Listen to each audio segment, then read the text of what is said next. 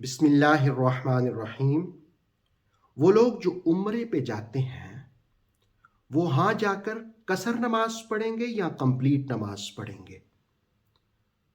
تو یاد رہے کہ مکہ شریف یا مدینہ شریف دونوں الگ الگ شہر ہیں، اور ان میں سے جس بھی شہر میں آپ کا قیام 15 دن سے کم کا ہوگا وہاں آپ قصر نماز ادا کریں گے۔ البتہ اگر امام مقیم ہو، اور جیسا کہ وہاں پہ ہوتا ہے، تو اس کے پیچھے آپ نماز پڑھنے کی صورت میں پورے نماز ادا کریں گے۔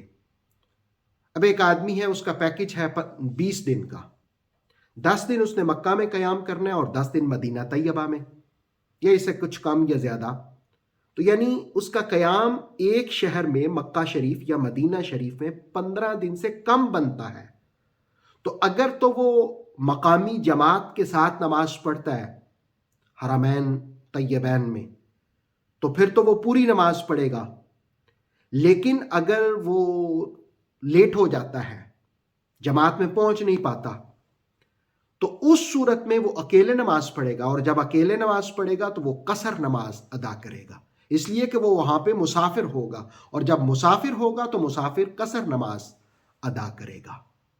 اسی طرح مدینہ شریف میں بھی اس کا قیام 15 دن سے کم ہے، تو اس صورت میں وہ قصر نماز ہی ادا کرے گا۔